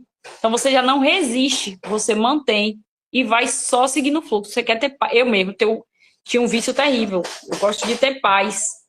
Então não importa o que você diga, eu quero que você cala a boca e saia. O que é que eu fazia? Eu concordava. Aquilo havia aí, ó. Tá bom. A pessoa saía. Hoje não tem isso. Por isso que a galera não acredita que eu sou fleumática. E eu tenho uma inclinação a fazer isso. Só que hoje não dá mais, né? Porque eu fico com ódio da agenda e eu resisto. Mas do contrário, eu fico assim, tá. Bora, Bia, a gente vai fazer. Tá bom. Mentira, eu não quero. Eu quero que você cale a boca e suma da minha frente. Mas vai dar certo. Fale, Patrícia. Bom, eu queria falar que, primeiramente, nós sobrevivemos à escola, né? Se nós estamos aqui, nós sobrevivemos à escola. Eu tenho 40 anos de idade e a minha escola foi pública, estadual, né? Eu nunca estudei em colégio particular. E o que acontece? Na minha educação, eu ainda era uma criança, praticamente de 12, 13, 14 anos, a minha escola introduziu livros do Leonardo Boff. Nós trabalhávamos com livros do Leonardo Boff, e eu nunca soube o quão nocivo era Leonardo Boff até recentemente, quando eu comecei a me lembrar dos livros que eram livros complementares, que eram indicados. Eu falei, Leonardo Boff, até que eu tive a curiosidade de ver se essa pessoa existia e quem era esse autor. E quando eu cliquei, que eu descobri já uma senhora, quem era Leonardo Boff, eu entendi que esse trabalho está sendo construído há gerações. esse trabalho de desconstrução, essa agenda progressista e toda essa nocividade que nós vemos, né? Então, a direita ela vai ter que se organizar em muito, vai ter que trabalhar em muito para poder contrapor tudo isso, todas essas sementes do mal que foram lançadas aí nas últimas décadas. É isso. Quando a gente fala assim, a doutrinação ideológica, eu, enquanto acadêmica de licenciatura, eu odiava a escola sem partido. Parei para pesquisar sobre, nunca. Eu simplesmente não gostava, porque a minha professora disse que não era para gostar. Como eu gostava da minha professora, era aquilo. O inimigo do meu inimigo, meu amigo. Inimigo do meu amigo é meu inimigo. Então, assim, eu ia seguindo o fluxo por causa desse negócio também da preguiça. Falava assim, ai, velho, não vou discutir. A professora disse que não presta, né? Então não presta, gente, acabou. Tá todo mundo falando que não presta, por que eu vou bater de frente? Se nem me interessa. Só que aí, agora, graças a Deus, né, eu conheço Escola Sem Partido. De vez em quando eu converso com o Najib, que é o fundador, idealizador do Escola Sem Partido. E eu achava que quando o povo falava assim, existe doutrinação ideológica. Meu Deus do céu, olha, só coisa boa. Leonardo Boff igual se carrasca. Só a delícia do mundo. Eu acreditava que o pessoal falava assim, hoje eu vou te dar uma aula de como ser comunista. Eu falava assim, gente, eu não consigo dar uma aula de matemática para o menino não aprende matemática, o menino vai aprender doutrinação ideológica? Claro que isso não existe. Só que o que é a doutrinação ideológica? Está diluído em tudo. Um livro que eu me apaixonei, não porque eu li, porque eu não tive dinheiro na época para comprar, meus pais não tinham dinheiro. Capitães da Areia. O que é a história do Capitães da Areia? Capitães da Areia é um grupo de trombadinhas adolescentes que roubam. Só que a minha professora achava aquela literatura maravilhosa, que é de Jorge Amado, e Jorge Amado falava de forma romantizada sobre trombadinhas cometendo crimes por Salvador. Isso é Capitães da Areia. Inclusive, o filme se encerra com 2 adolescentes transando. Tomara que criança não esteja assistindo isso aqui, porque eu já falei. Mas são 2 adolescentes fazendo isso aí. Então, assim, pense aí que eu achava aquilo ali o máximo. Por isso essa bandidolatria. Porque ninguém fala assim, você tem que amar o bandido, porque sim. Ele vem contando como o menino é sofrido, como ele passou fome na vida. E você vai gerando empatia pela dor, porque a gente tem essa inclinação a ter compaixão pelo outro. Isso é bíblico. Só que quando a gente não está centrado em Jesus, a nossa compaixão vira empatia. Ela aceita e tolera coisas que a Bíblia não tolera e não aceita, porque por maior que fosse a compaixão de Jesus pelo jovem rico, Jesus disse a ele, se você não abandonar suas riquezas, você não vai me seguir. E vou ter que abrir um parênteses, abandonar a riqueza não é porque Jesus gosta de pobre, não tem nada a ver com isso. É porque aquela pessoa amava a riqueza acima de Cristo. Cristo não era anticapitalista. Boa palavra de loucura, quem estiver ouvindo isso aqui depois, gravado. Não faz isso, não distorce a mentalidade. Cristo não era anticapitalista. Cristo se submeteu ao regime da época dentro daquilo que a Bíblia respaldava. O que feria princípios bíblicos, Cristo não se submetia. A lei nós só devemos ser submissos a leis que não ferem princípios bíblicos. Quando o aborto, que infelizmente eu acredito que vai ser legalizado um dia, se for legalizado, nós temos a obrigação moral e cristã de irmos contra. Não importa o que digam, a Bíblia diz que devemos ser contra, então seremos contra. Acabou. Não tem conversa, não tem meio termo. Voltando aqui, ela defendia essa educação, mas ela reconhecia o fracasso educacional. Ela falava assim, na escola os meninos tornam-se glutões, na página 52, os meninos tornam-se glutões e desleixados, e em vez de cultivar afetos domésticos, eles se atiram à libertinagem que destrói a constituição que antes que seja formada, endurecendo o coração enquanto enfraquece o entendimento. O único caminho seria criar algum modo de combinar a educação pública com a educação privada, porque ela reconhece que dentro de casa alguns princípios são preservados. Inclusive, minha vida de promiscuidade muito se fortaleceu na escola. Eu era virada no giraia, porque o colégio, eu queria tocar fogo no colégio, porque na frente dos meus pais eu não ia fazer isso. Se eu tivesse tido uma educação homeschooling, muitas das coisas que eu vivi eu não teria vivido. Não tinha ficado, e ficar não é sexo pra mim, tá certo, gente? Ficar era só beijinho na minha época. Hoje que o povo já... Carla chegou. Então deixa eu aceitar aqui.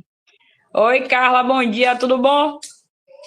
Então, muitas das coisas que nós vivíamos, que eu vivia, eu não teria vivido se eu tivesse sido do regime homeschooling.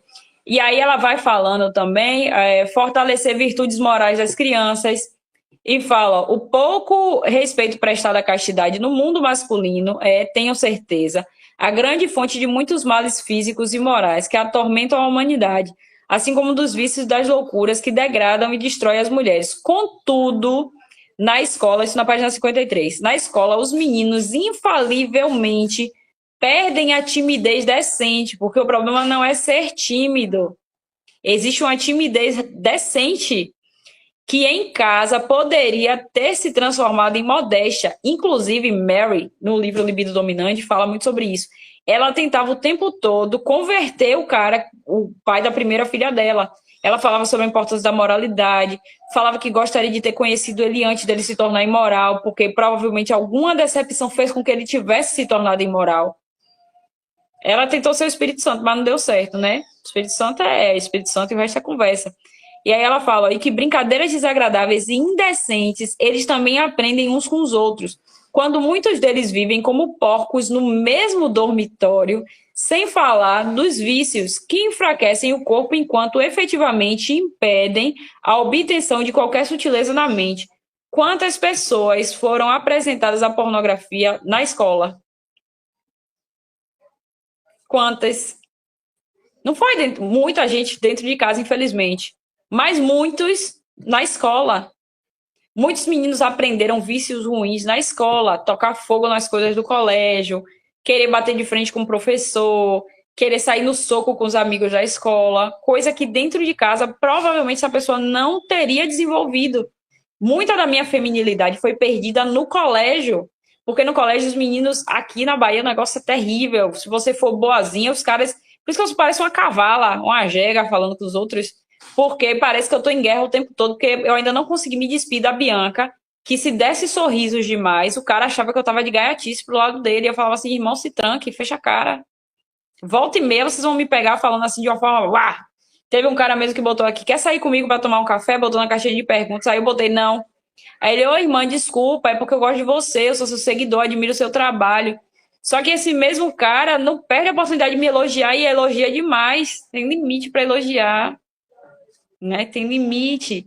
Aí eu falei com ele, não, desculpa, eu não quis ter sido grossa com você. Só que ele já voltou a me elogiar de novo. Aí eu falei, eu me lembrei porque eu fui grossa com você. Você de novo. Primeira oportunidade que eu tiver, pau. Por quê? Porque eu não posso ser feminina. E isso é por causa de dentro de casa? Por causa da rua.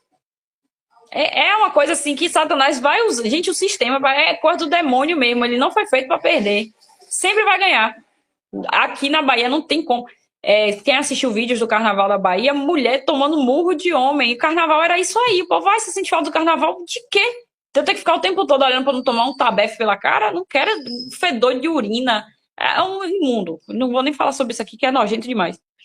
Mas são coisas, o homem perde a sua timidez decente e a mulher perde a sua feminilidade, porque eu precisei me defender. Se eu não fosse sair no soco com os meninos, eu tava no sal, como diz o povo aqui. Cadê? Ó, tem aqui a fraude da educação mista. Deixa eu ver se isso aqui é o tópico 6 que eu botei. Porque se for, dá tempo de acabar aqui. Da educação igualitária. Ticiane. É isso mesmo, a fraude da educação mista e igualitária. Dá tempo de acabar. 15 minutos para acabar? Em 15 minutos vai dar tempo? Vai dar tempo? Para não ficar muito tarde, né? Faz agora essa parte da fraude da educação mista e igualitária ou faz no segundo encontro? Agora, né? Pronto. Mas agora, Bia. E é pouquinho, depois dos 55, rapidinho acaba. A fraude da educação mista igualitária. Bom dia, Ticiane. Estudar mais ou estudar com os meninos não mudou a essência feminina. Um resumão disso aqui, porque acabou que vai ficando mais do mesmo. Ela tentou provar que se as meninas e os meninos estivessem no mesmo ambiente, como o gênero, hoje, né? Não é isso, mas é o que dá base para a ideia do gênero ser uma construção social, vem disso aí.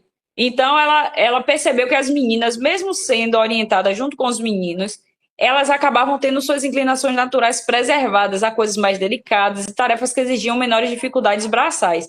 Inclusive, aqui a Ana traz um recorte muito bom, que é qual era o objetivo da educação. Os meninos, eles eram educados para serem guerreiros. Então, havia privação de sono, privação de alimento, agressividade, palmatória. Hoje era palmatória, mas naquela época acho que era o chicote, né? Açoite. Ela fala na página 56. Na arte antiga, o açoite se tornou marca registrada do mestre. Ou seja, os meninos eles apanhavam, eles passavam por tudo isso porque o mestre era ruim? Não. Era para um bem maior no futuro, porque se desde pequeno eles eram acostumados a resistir à dor, passar privações, eles seriam bons guerreiros que sobreviveriam nos campos de batalha. Que era essa necessidade. A educação não tinha o objetivo romântico que a gente tem hoje, de formar médico, advogado, psiquiatra, psicólogo, nada disso. Era para guerra, preparação de batalha. Por isso que as mulheres eram preservadas nesse tempo. A Patrícia e Ciente são amigas. Daí, cadê? Fala sobre a educação. Ana Campanholo fala aqui na página 57. A educação já foi sinônimo de obrigação instrutória para o correto cumprimento de um dever ou necessidade. Trabalhar, ou pior, sacrificar a vida pela comunidade. A instrução pública obrigatória é a realidade em Esparta, por exemplo. Em Esparta, por exemplo, e lá a finalidade era militar e o método era violento. O objetivo era, os mestres podiam punir fisicamente os alunos, humilhá-los com naturalidade ou incluir fome e frio no currículo. Nesses tempos da sombria educação, as meninas eram, na pior das hipóteses, privilegiadas e na melhor das hipóteses, eram totalmente poupadas. Então, a educação direito ao voto era a mesma coisa. Como é que o voto era conquistado? Mas vai ter um capítulo que fala só sobre isso. Porque o cara ia para a guerra. Como ele lutou para ter aquela terra ali, é justo que ele vote para ver quem vai governar a terra. Porque foi ele que ralou. A mulher não. A mulher pegou o privilégio de ter a oportunidade ao voto. Que um cara teve que sangrar. Muitos morreram. Muitas mulheres ficaram viúvas. Mães perderam seus filhos para que aquela terra fosse daquele povo, para que a partir disso o povo elegesse quem governaria sobre aquela terra. Olha a diferença. Nós sempre fomos privilegiados, sempre fomos poupadas. Cadê? Daí ela vai falando mais sobre o mesmo. Falou que, inclusive, foi a inserção da mulher nos ambientes educacionais que trouxe suavidade àquele ambiente ali e que, inclusive, quando as mulheres entraram naquele ambiente, quando o grau de dificuldade foi equiparado e colocaram mulheres para terem o mesmo grau de dificuldade dos homens, as mulheres não concluíam os estudos naquele ambiente. Até que, para adaptação, eles começaram a suavizar as disciplinas para as mulheres. Tiraram, por exemplo, disciplinas de cálculo para as mulheres, para que elas tivessem a oportunidade de concluir aqueles estudos sem aquele cálculo ali. Não era para punir, é para garantir que a mulher ia chegar até o fim daquela formação. Que geralmente a mulher tinha inclinação mais para áreas de humanas do que para áreas de exatas. Cadê? Elas não reclamavam. Aqui já foi. Ao longo desse capítulo aqui, desse item, ele vai falando mais do mesmo. Uma coisa que Ana Campanholo fala, a coragem dos meninos era testada, não raro com métodos cruéis. No caso das meninas, ao contrário, quanto mais fácil fosse o assunto, maior a probabilidade de que seu aprendizado fosse opcional ou menos intensivo. Fazer os rapazes repetir de ano era um procedimento padrão, mas até o surgimento das escolas mistas, quase não existia repetência entre as meninas. As meninas eram praticamente obrigadas a serem aprovadas para que garantisse esse privilégio. Pode falar, Nicole. E eu acabo isso aqui e vou para o último item, que é o da página 69. Fala, Nicole. Eu queria falar sobre um trecho que a Ana Campanholo fala aqui, que é uma pauta que se fala muito hoje em dia. A verdade sobre a desigualdade na educação é que assim que as escolas se tornaram ambientes mais agradáveis, as meninas passaram a frequentar em maior número. Cito o exemplo de St. Louis. Por volta de 1900, a cidade tinha mais moças do que moços estudando. Em 1892, especificamente, os meninos eram menos de 30% dos estudantes do ensino médio. E aí você se pergunta, aonde é que esses meninos estavam? Trabalhando nas fábricas, enquanto as meninas lá estavam estudando, sabe? Na sua carteira, bem lindinha, com seus lindos livros. Então, dizer que a mulher não tinha o direito à educação, dizer que elas não ocupavam esse espaço educacional, é uma completa mentira, sabe? E dizer que elas só ocuparam depois de anos depois, vamos supor, tipo, 1982, as coisas assim. Mesmo assim, a gente já percebe que até mesmo antes de 1900 já existia uma abertura à educação feminina para que ela pudesse trabalhar, facilitando ainda mais. Não porque a menina era burra, mas porque elas mesmas não conseguiam. Elas diziam assim, então, tá difícil aqui pra mim, entendeu? E mais pra frente, acho que você vai falar sobre isso, você percebe que a maioria das pessoas que são de exatas são homens. Não porque as mulheres não são capacitadas, tanto que abriram vagas para as mulheres também. Só que eram tipo assim, as maioria das mulheres que se formavam em exatas eram tipo 5 a 4 mulheres que completavam o curso, porque era muito mais difícil. Então iriam para humanas. Então não é porque se a mulher não está em cargos de poder, se a mulher não está em cargos de visibilidade, não é porque não teve uma oportunidade, é porque as próprias mulheres não querem isso. Sabe? Não é que não tiveram uma oportunidade, mas porque por falta de... A própria campanha fala, ou por falta de, sei lá, conhecimento mesmo, burrice, ou por falta de querer mesmo, sabe? Disponibilidade, elas não querem. Então, elas militam sobre uma coisa que as próprias mulheres, elas, tipo assim, não, elas querem abrir vagas para mulheres, sendo que elas não vão ocupar aqueles lugares. Então, militam por uma coisa que é totalmente desnecessária. Isso, a que ela falou, a gente vê no cenário político. Rapaz, existe cota feminina. As mulheres não se inscrevem. As mulheres não disputam cargos políticos. Inclusive, depois a esquerda usa isso como ferramenta para tentar caçar candidatos, para liberar vagas. Porque o partido não conseguiu bater a meta de terem mulheres ali candidatas. Quando tem, são mulheres laranjas, porque só botam o nome lá, porque precisa ter aquela cota para o partido não se prejudicar. Inclusive, eles estão estudando a possibilidade de aprovar uma lei que coloque cotas de 50 por 50. 30, a mulher não está completando, mas em 50. Nem na esquerda, pô, eles batem essas metas. É uma coisa surreal. Só que a esquerda tem facilidade de botar laranja nos lugares, né? Aí bota um monte de laranja lá para pegar as cotas e ir embora. E outra, é o objetivo da educação. A mulher não tinha acesso à educação. Qual educação? Em que época? Esparta, mas o cara de Esparta era educado para quê? Para ir para guerra. A mulher queria ir para guerra? Não, ela era poupada. No Titanic, quando afundou, você vê lá, ó, o Titanic afundando. Quem era a prioridade? Mulheres e crianças primeiro, não é o homem. O homem não é prioridade em nada. Você vê por que muita mulher presta denúncia falsa no Maria da Penha. Porque no imaginário da humanidade, a mulher é o vaso mais frágil. Ninguém acredita que uma mulher pode ser pedófila. A gente, quando fala em pedofilia, em caso de pedofilia, a gente não pensa em mulher, a gente pensa em homem. Mas existem muitas mulheres pedófilas. Quantos casos a gente conhece de rapazes que foram abusados? Eu fui falar isso dentro de um Uber, no dia que ficou tudo travado aqui em Salvador. O Uber me falou que ele foi molestado por uma mulher. Ele não aconteceu comigo. E se eu falar para alguém, a pessoa vai dizer que eu sou privilegiado, porque uma mulher me iniciou, mas eu não tinha maturidade bem aqui, eu não queria aquilo. Mas ela abusou de mim. Ela sabia o que fazer, sabia como me tocar. Aconteceu, mas eu não queria. Não pedi aquilo ali. E ela ficou um tempão indo atrás de mim. E eu não podia falar nada.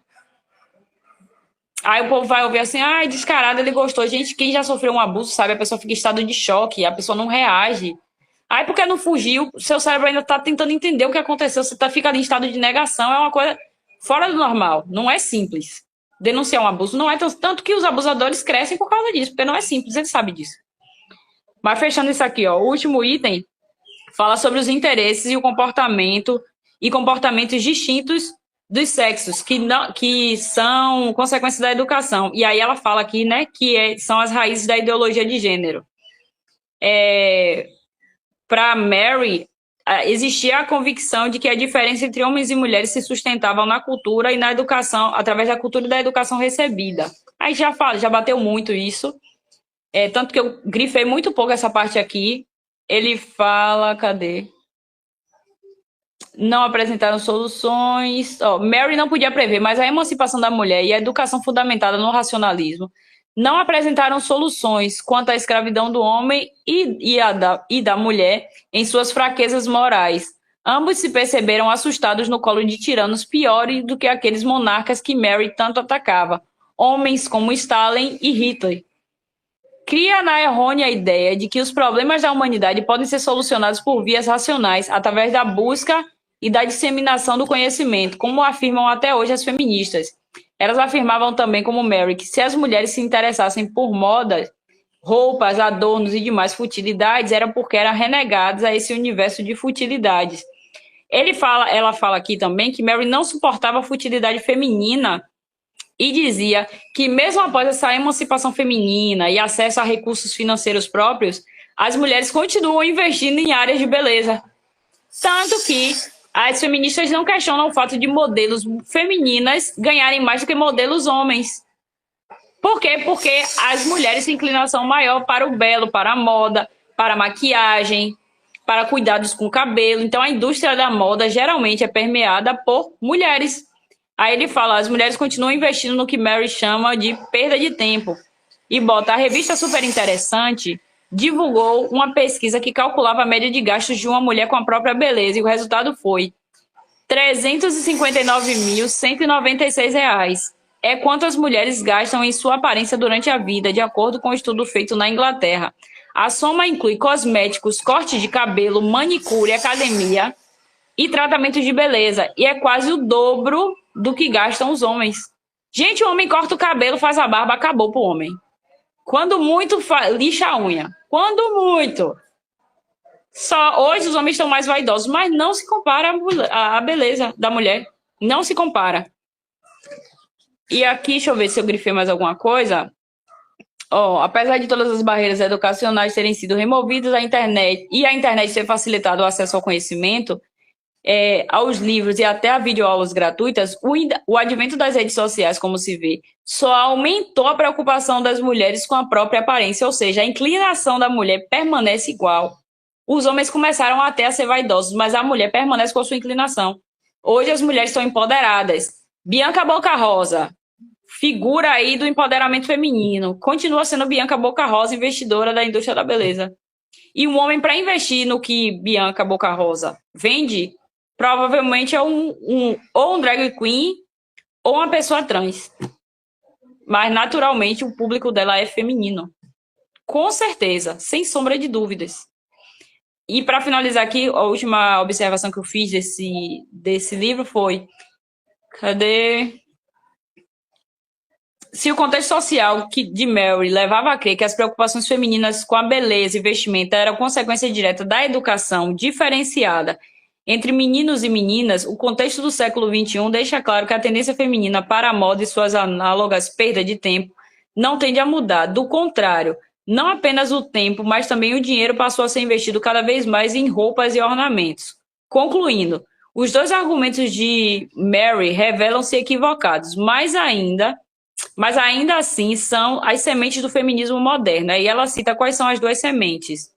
Item A. A escola pública que deve usurpar o lugar da família é fundamental para a estratégia feminista como ferramenta de reengenharia social. E o item B. A ideia de que todas as diferenças e preferências entre homens e mulheres são resultados da educação ou da cultura é um dos pilares teóricos da ideologia de gênero. Apesar de a história não ter confirmado a segunda hipótese e da biologia apresentar incontáveis provas do contrário, reforçando as diferenças essencialmente entre homens e mulheres, os ideólogos dos gêneros insistem na questão. Resta demonstrado... Não, aqui já foi. Porque ela levanta duas bandeiras literalmente... deixa eu ler. Resta demonstrado que não é por defender os direitos civis para as mulheres que a inglesa Mary Wollstonecraft pode ser classificada como feminista, mas sim porque ela levanta duas bandeiras intimamente ligadas ao que viria a ser a proposta revolucionária para os sexos, educação pública mista compulsória e a feminilidade ou masculinidade como consequência social, cultural e educacional. Ambos os argumentos são perigosos porque conseguem conquistar o coração das mulheres, mesmo sem apresentar provas razoáveis para suas hipóteses. Essas duas pautas foram centrais nessa primeira fase que chamamos do proto-feminismo. Foram essas ideias que essa escritora, e em especial, abriram as portas para a primeira onda do feminismo, que seria inaugurado no século seguinte, especificamente em meados do século XIX nos Estados Unidos da América. E aí, no dia 9, vamos fazer essa segunda parte. Vai ser a cada 15 dias para não ficar pesado todo final de semana, que vai ser a inserção da mulher no universo masculino. Dia 9, dia seguinte ao Dia da Mulher, que é uma invenção progressista também. Nunca a favor da mulher de verdade, sempre atrás da lacração. Ó, fechamos 11 horas em ponto. Deus! Deu certo, viu? Quem vai orar para encerrar? Quem? Vamos fazer uma foto. Faz uma foto aí, minha gente. Nicole, chegue para abrir a câmera. Dara, não sei se Dara tá ouvindo. Ó, poxa, boa, Diciane, ó. Bota o livro. Gostei. Quem vai fazer a foto? Tô ouvindo sem condições de aparecer. Você consegue fazer a foto, Dara? Faz a foto aí pra gente. Quando você bater a foto, você for. 3, 2, 1, vai.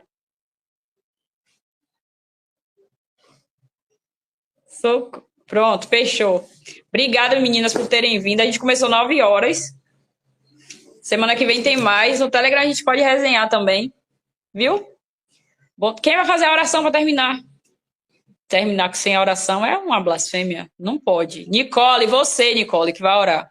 Que alegria, Nicole. Gente, Nicole é a discípula adolescente que me fez entrar nesse negócio de estudar feminismo, porque ela queria ser feminista. Você começou esse negócio, Nicole. Pode fazer a oração. E eu sou assim, bem opressora. Mas vocês vão perceber com o passar do tempo. Fia. Bora, Nicole, para mostrar que você não é mais feminista. Bora. Prova mais uma.